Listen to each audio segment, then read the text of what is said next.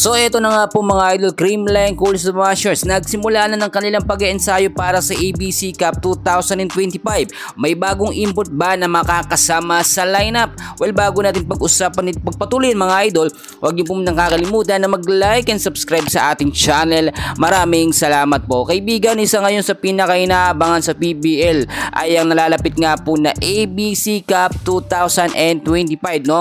Dalawang kupunan po, no, sa ating national team ang magre-representa ng bansang Pilipinas. Unang-una dyan ang Creamline Cool Smashers at ang Petrogas Angels. Top 2 teams, no, na talagang nakita natin maganda ang pinapakita. Ngayon mga kaibigan, wala pa namang naka-schedule, no, na magiging susunod na game ng Creamline Cool Smashers dito sa PBL Conference. Pero nakita nyo naman, tuloy-tuloy at laging nag-eensayo ang CCS para sa kanilang nalalapit na ABC Cup 2025 sa April 20 to 27 sa Phil Sports Arena po yan mga idol. Marami tayong nakuha mga kaibigan, panibagong sistema, adjustment po ang gagawin ni Coach Sher Meneses para masigurado na mananalo o magkakampiyon ng ating national team na Creamline Cool Smashers. Hindi ko naman ine-echapwera din ng Petrogas, malakas din naman yan, posible din sila magkaharap.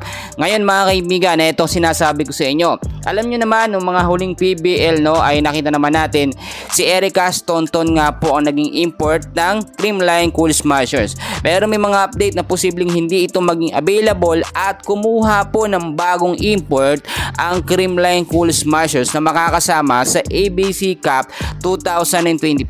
Kailangan ho kasi dahil yung mga team na nalalahok dito sa ABC Cup, may mga iba't ibang mga import sila, no? Hindi pwedeng wala tayong import dahil malulugi tayo sa players. Pero para sa akin mga kaibigan, kahit walang import ang CCS, kayang-kaya ho nila makipagsabayan sa mga intense and crucial na game. Nakita naman natin yan. Kasi kapag may import kaibigan, magkakaroon pa ng adjustment. Kailangan pa makuha yung chemistry nitong import sa buong team ng Creamline Cool Smashers.